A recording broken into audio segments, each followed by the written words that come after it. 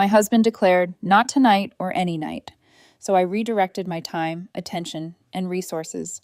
A couple of days later, he was asking for forgiveness, but I was done. Hey everyone, before we jump into today's video, I need your help. We've noticed the channel is losing some traction, and subscribing is one of the best ways you can support us. It's quick, free, and it helps us keep bringing you awesome content. Your support means the world. Let's keep this channel growing together. Thanks so much. Now let's start the video. I, 34, female, still remember the exact moment when those words left Jesse's 32 male lips. Not tonight or any night. The finality in his voice made my body go cold. We'd been married for 6 years, and yeah, things hadn't been perfect lately, but I never expected something so final about our intimate life. Some background about me. I'm a marketing manager at a mid-sized tech company in the Midwest. Nothing fancy, but it pays the bills, and I've been steadily climbing the ladder. Been there about 8 years now. I met Jesse in college during our junior year. He was studying psychology. I was in business. We clicked right away. Both of us were ambitious but down to earth. Dated for 3 years before getting married in a modest ceremony with about 80 guests, mostly family and close friends. Jesse worked as an HR consultant and made decent money. We bought a 3-bedroom house in a nice suburb about 4 years ago. No kids yet. We were both focused on our careers first.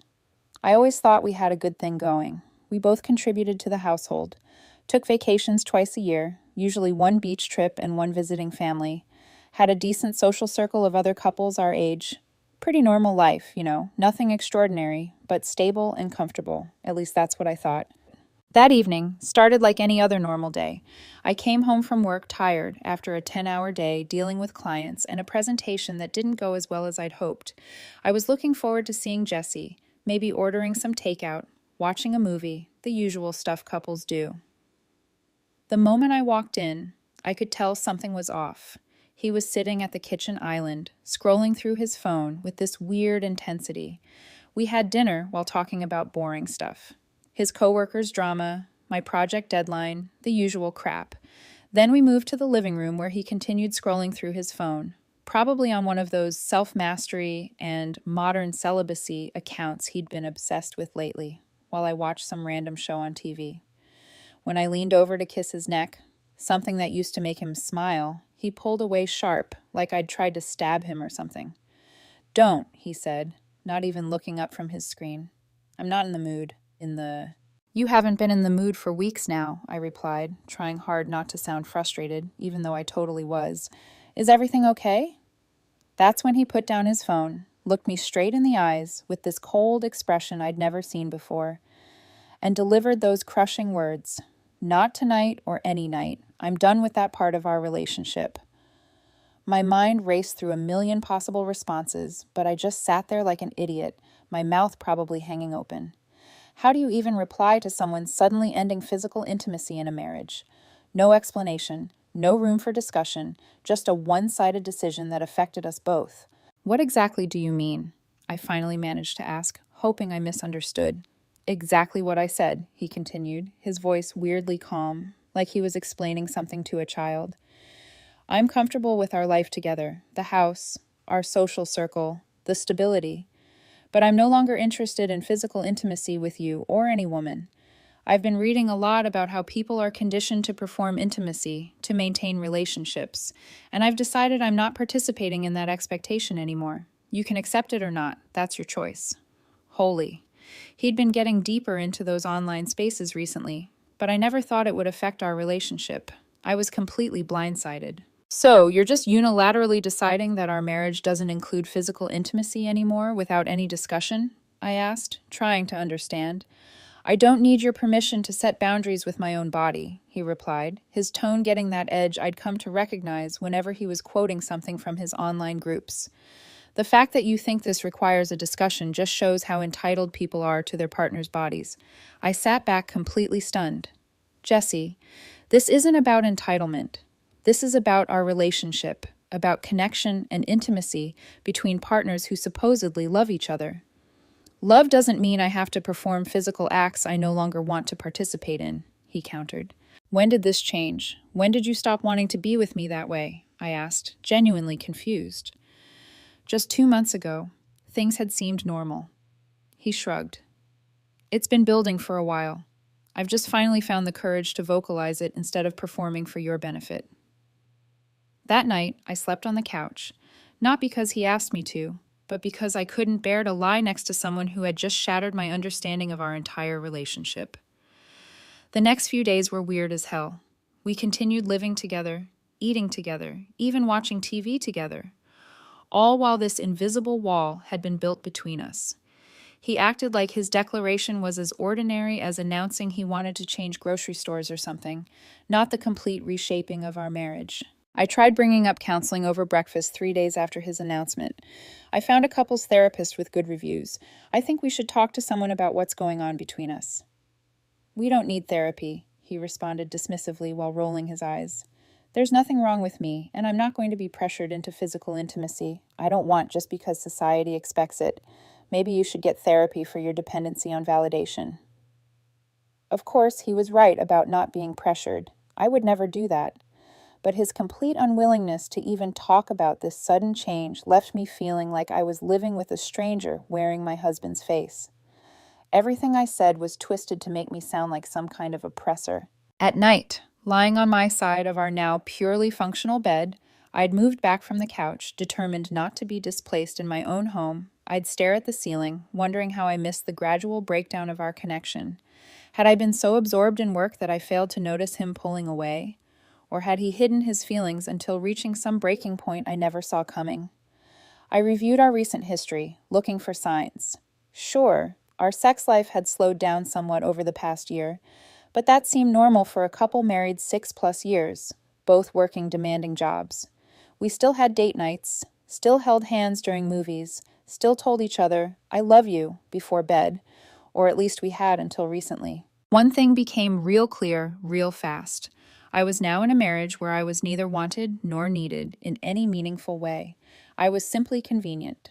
A contributor to bills, a social partner for couple-oriented gatherings, a housemate who helped maintain our outward image of marital success. Just another person he could point to when talking to his new friends about how he was setting boundaries. I tried one more time to understand, catching him on a Saturday morning when we were both home. "Jesse, I'm trying to respect your feelings, but I need to understand better what's happening. Did I do something wrong? Is there something I can change?" He sighed dramatically, like my question was the most exhausting thing he'd ever heard. "This is exactly the problem. You think everything is about you. This is about my journey and my autonomy. The fact that you're making it about what you did wrong just proves my point." "But we're married," I said, frustration building. "Your decisions affect me too. So what? You think your expectation of my body outweighs my right to control it?" I walked away from that conversation feeling completely hopeless. 2 weeks after his declaration, I found myself sitting in my car outside our house, unable to summon the energy to go inside. What was waiting for me there? Another evening of polite coexistence with someone who had unilaterally changed the terms of our relationship without any real explanation. Another lecture about how I was part of the problem for expecting basic human connection in a marriage. That's when I realized I had a choice to make. I could continue living in this emotional desert, hoping for rain that would never come, or I could redirect my time, attention, and resources towards something that offered at least the possibility of growth. As I finally walked through our front door, a plan was forming in my mind. Not revenge or some dramatic confrontation, at least not yet, but something more powerful, a complete redirection of my life's energy. If he had moved on from me without physically leaving, maybe I could do the same. My redirection began with small changes. I set my alarm for 5:30 a.m., a full hour before he would wake up. Those quiet morning hours quickly became sacred to me, time that was completely my own, free from his judgmental stare and passive-aggressive comments. I started with 20 minutes of meditation, something I'd always dismissed as impractical with my busy schedule. To my surprise, that brief period of morning stillness helped clear my mind of the constant thoughts about my failing marriage. Next came physical exercise. Nothing dramatic at first, just basic push-ups, sit-ups, and a short run around the neighborhood. By the time he emerged from our bedroom, I had already showered, dressed, and started my day with purpose. "You're up early," he commented on the third day, finding me sipping coffee and reading at the kitchen table. The slight annoyance in his voice was obvious. He was used to me being half asleep while he dominated the morning space. "Just making some changes," I replied casually, not offering any further explanation. He didn't ask for one, just muttered something I pretended not to hear. The second week, I joined a gym near my office. Instead of rushing home after work to an increasingly uncomfortable environment, I spent an hour working out. The physical exertion became a form of therapy. Each rep pushed out another fragment of resentment and self-pity. I started fantasizing about the future, one where Jesse wasn't the center of my universe. I also reconnected with old friends I'd neglected during my marriage. Nothing dramatic, just casual lunches and after-work drinks with soda or coffee. I was careful not to mention my marital situation. These meetings weren't about seeking sympathy or bad-mouthing my husband. They were about rebuilding connections that had nothing to do with my identity as a wife to an increasingly distant man. What was really interesting was realizing how many others were going through similar. Not identical, but the same pattern. Partners who had gradually transformed into critical strangers, constantly finding fault with normal behavior while expecting the financial benefits and emotional support to continue unchanged. That phrase stuck with me. You can't win. Not if you keep playing by constantly changing rules you had no say in creating. So maybe the answer was to stop playing altogether and create my own game. My redirection kept expanding. I updated my wardrobe next. Nothing flashy or desperate, just well-fitted clothes that suited my improving physique and projected confidence. When I wore a new shirt to dinner with friends, several people commented on how good I looked. "You've lost weight, haven't you?" Melissa asked during a small get-together. "Just been taking better care of myself," I replied with a smile. Jesse noticed too, though he tried to disguise his interest with criticism. "Isn't that shirt a little tight?" he asked one morning as I was getting ready for work. "Seems like you're trying way too hard. Very midlife crisis energy." I just smiled and left without responding, which seemed to annoy him even more. The redirection extended to my finances as well. We always maintained separate accounts alongside our joint one for household expenses. I continued contributing my share to our joint obligations, but I redirected my discretionary spending. The weekend city spa trip Jesse had been hinting about as some kind of reset for us, without the connection I needed, didn't make sense anymore. That money went instead into a high-yield investment account under only my name. I also invested in a photography workshop, a passion I had abandoned years ago after Jesse complained about the time it took away from us. Ironic now, considering his stance. Photography got me outdoors on weekends, hiking to capture landscapes at dawn when the light was perfect. These solo excursions became another form of meditation. Behind the camera, framing each shot, I found a state of flow that allowed me to forget everything else. I invested in decent equipment, nothing outrageous, but a good DSLR camera and a couple of quality lenses. My first few attempts were pretty amateur, but I watched tutorials online and practiced constantly. Soon, I was capturing images I was genuinely proud of. Mountain ridges washed in pink light, close-ups of frost on leaves, storm fronts rolling over prairie grass. I started posting my work online, connecting with other photographers, and building a small following that appreciated my eye for composition. Some of my photos even started selling as prints through an online marketplace, creating a small but growing side income that went straight into my separate account. "Where have you been going so early on Saturdays?" Jesse asked after several weeks of my new routine. The entitlement in his voice was crystal clear. He was used to me being available whenever he wanted. "Taking photographs," I answered simply. "Since when are you into photography?" he shot back, accusatory, like I needed his permission to have hobbies. "I've always been into it. I just haven't had the time to pursue it until now." His expression suggested he wanted to ask more, but didn't want to show too much interest in my life after having so deliberately stepped back from it. "Well, I needed help with some things around the house last weekend, but you were nowhere to be found," he complained. Typical. No interest in my activities, just how they inconvenienced him. "You could have texted," I replied calmly. "Phone works even in the mountains." "I shouldn't have to text my own wife to get basic help," he snapped. I just shrugged. Things change. At work, my renewed focus paid off. I approached projects with clarity and confidence that hadn't been there during the months of marital distress. My boss, Rob, noticed. "Whatever you're doing, keep it up," he said after I landed a major client that had been on the fence for months. "You're on fire lately." The compliment meant more than it should have. After months of feeling unwanted at home, professional recognition filled some of the void. Not completely, but enough to keep moving forward. I volunteered for projects that required travel, something I'd avoided in the past, to spend more time with Jesse. A 3-day conference in Chicago, a week-long training in Denver, a client meeting in Boston. Each trip was a breath of fresh air. Hotel rooms where I could spread out without judgment. Meals where no one made snide comments about my choices. Conversations with people who didn't view every interaction as a referendum on ideology. During my Denver trip, I hiked before sunrise and took some of my best photos yet.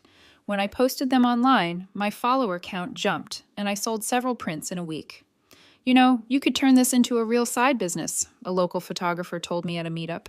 "Your composition is strong." His casual encouragement planted a seed. What if photography wasn't just an escape? What if it could be part of my foundation for a different future? 3 months into my redirection, I was sleeping better, looking better, and performing better in nearly every aspect of my life except my marriage, which remained an empty shell of formal interactions and parallel existences. The irony wasn't lost on me. In withdrawing affection, Jesse had inadvertently pushed me toward becoming a stronger version of myself. It was like the universe's weird way of compensating. What he didn't know was that I'd opened a separate checking account and started routing a portion of my paychecks there, including performance bonuses. The remainder still covered my share of our joint expenses. I was building an escape fund dollar by dollar, not because I was impulsive, because I was done being powerless. One evening, as I prepared to leave for a photography walk, he asked an unexpected question. "Are you seeing someone else?" The entitlement in his voice was unbelievable. He could end our physical relationship unilaterally, but still expected exclusive access to my time and attention. I paused by the door, camera bag over my shoulder. "No," I answered truthfully. "Why would you ask that?" "You've changed," he said, with a note I couldn't identify. "You're hardly ever home anymore." The hypocrisy of his concern almost made me laugh. "I'm redirecting my time and energy into things that fulfill me," I replied, using his own clinical approach. "Isn't that what you've been doing?" "That's different," he said, clearly irritated that I'd used his logic. "I made a personal choice about my body and autonomy." "And I'm making personal choices about my time and interests," I countered. "Seems perfectly fair to me." "So, you're what? Punishing me?" he asked, voice rising. "Not at all," I replied calmly. "I'm adapting to our new reality. You set a boundary. I respect it. I'm simply setting boundaries of my own." He had no response, and I left. For the first time since his declaration, I wasn't hoping he'd change his mind. I was too busy building a life that no longer centered around his approval. At a night shoot workshop, an editor from a local magazine flipped through my camera roll. "These are really good. Our nature section loves local work. Interested in submitting?" Another door opened. When I got home late, Jesse was already in bed, suddenly interested in my schedule, suddenly concerned about where I'd been. The shift was obvious. He could feel the center of gravity moving away from him. Over the next few weeks, he started initiating small talk, suggesting we watch shows together, even cooking dinner twice. It was like living with a ghost of the man I'd married. Pleasant but hollow. I knew exactly what was happening. He was trying to reestablish control, to pull me back into orbit now that he sensed I was drifting. The realization hardened my resolve. This wasn't revenge. It was self-preservation. 2 events aligned to clarify my next step. First, I received a significant promotion with a substantial raise and more travel. I told no one at home. The information belonged to me. Second, through my professional network, I learned Jesse's company was undergoing a messy restructuring. HR wasn't safe. The timing was brutal, but it was real life, the kind he'd told me to accept when he made unilateral decisions. I met with a lawyer, discreetly, paying from my private account. I learned how to protect myself financially. I documented his declaration about ending intimacy, his refusal of counseling, the timeline. I wasn't trying to win. I was making sure I didn't lose myself again. Days later, his company announced layoffs. He came home shaken. My department might be cut, he said, clearly expecting comfort. That's tough, I replied, offering courtesy, but not enmeshment. What's your plan? He blinked, startled by the word. Plan. The layoffs hit faster than expected. The following Friday, he came home in tears. I lost my job, he said. They eliminated our whole group. I'm sorry to hear that, I said, neutral. What's your plan for expenses next month? His jaw dropped. Are you serious? I need time to process. Take the time you need. Our bills don't pause, though. The next morning, I made my move. I transferred my portion from the joint account to my private one, leaving enough to avoid fees, then packed a bag with essentials and my most important documents. When he came into the living room, I was waiting with a folder. What's that? He asked. Divorce papers, I said calmly. I deserve a relationship built on reciprocity and respect. You changed the terms of our marriage unilaterally. I'm done. Shock. Anger. Disbelief crossed his face in waves. You can't be serious. Because I wouldn't sleep with you? That's what this is about? No, I said. It's about you deciding connection was optional while expecting the rest of marriage to keep serving you. That's not partnership. He grasped for ammunition. So you're running off to your little art friends? This is about attention.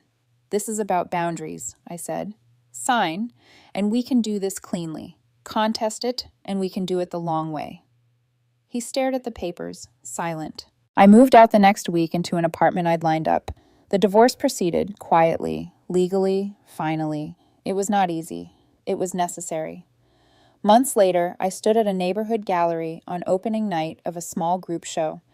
3 of my prints hung on the brick wall, dawn light spilling over mountain silhouettes. A friend from the photography meetup introduced someone. Maria, this is Jack. He curates trail projects and shoots landscapes on the side. He had a calm, grounded presence and eyes that actually listened. We talked about trailheads and lenses, about getting lost on purpose to find the shot, about work that makes you proud but not hollow. No rush, no orbit to be captured by.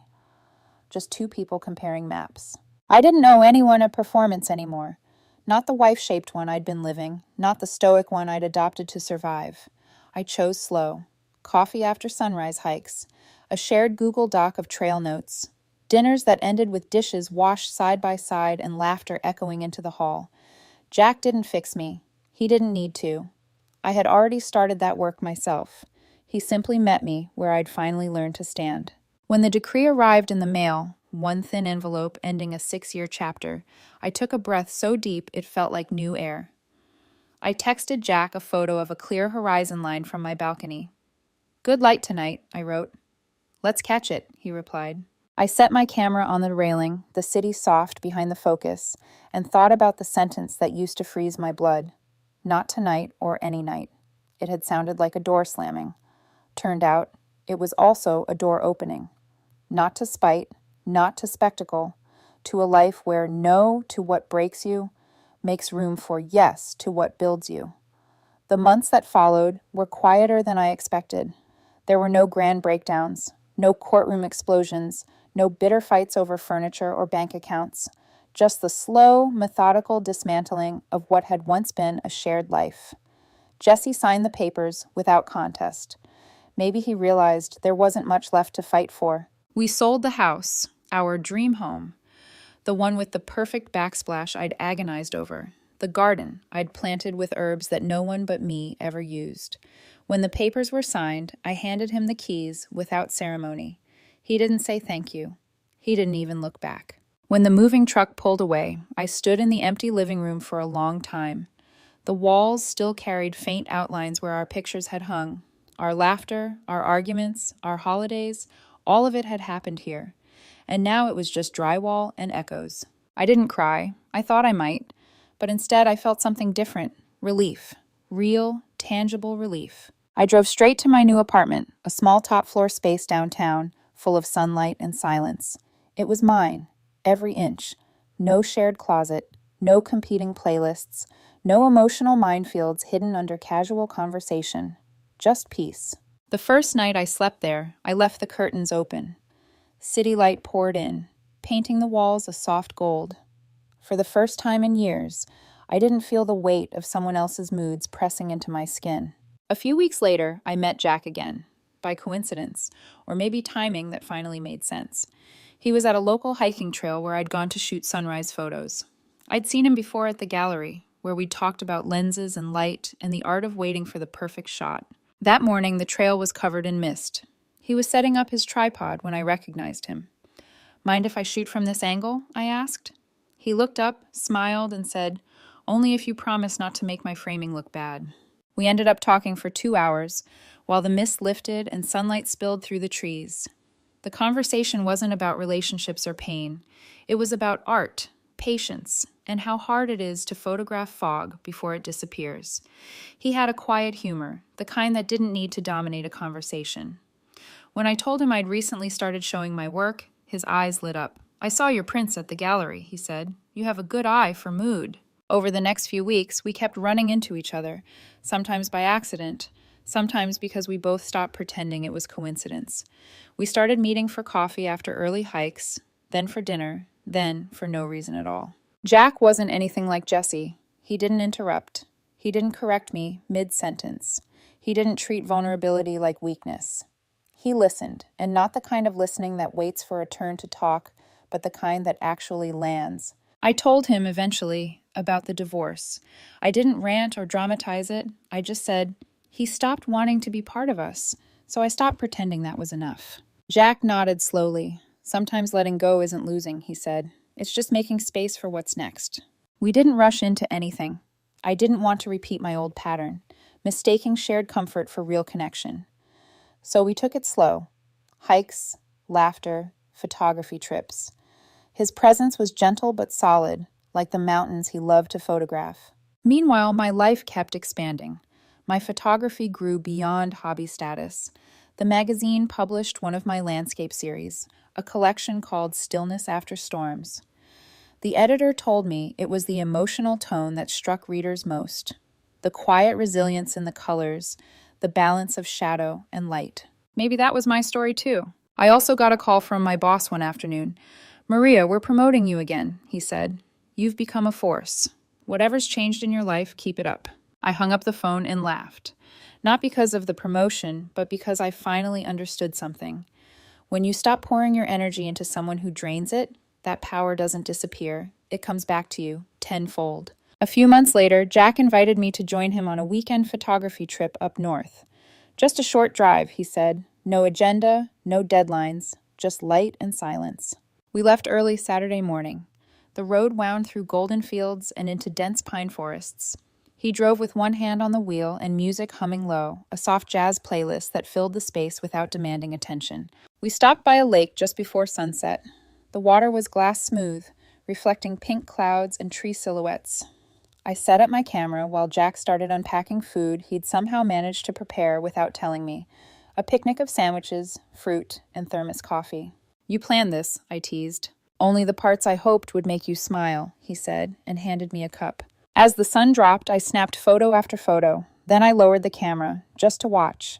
It was one of those moments that felt suspended, between endings and beginnings, between who I had been and who I was becoming. Jack didn't reach for me. He didn't have to.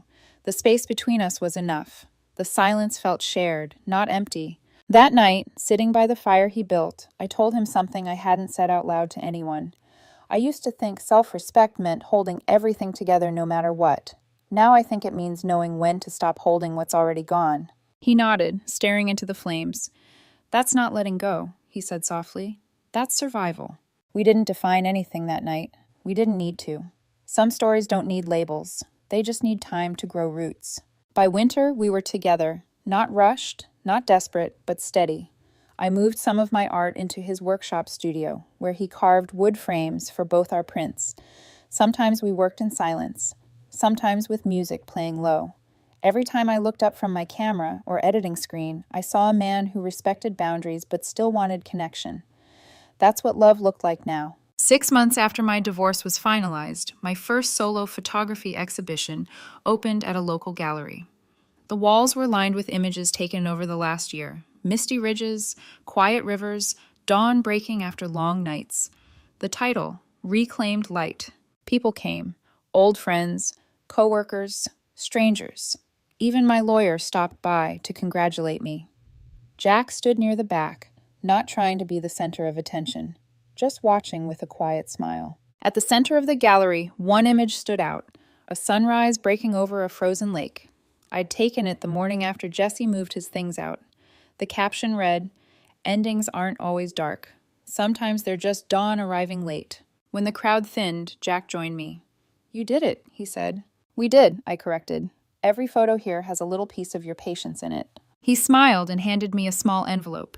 Inside was a printed photo, one he'd taken of me that first day on the trail, camera in hand, light hitting my face. On the back, he'd written in neat script, "She stopped waiting for permission and started chasing the light." I didn't cry. I just stood there, holding the photo, realizing that somewhere between heartbreak and healing, I'd rebuilt my own story. When I got home that night, I poured a glass of wine, opened the balcony doors, and watched the city lights shimmer below. The same view that once looked lonely now looked alive. Jesse had taught me what emptiness looked like. Jack, and more importantly, I myself, had taught me what fullness felt like. Sometimes the greatest revenge isn't proving them wrong. It's becoming so whole that you forget they were ever the measure of your worth. I set the photo on my desk beside my camera. The city buzzed quietly outside, life humming forward. I whispered a simple thank you to the lessons, to the pain, to the light that followed. And then I picked up my camera, smiled, and took the next shot.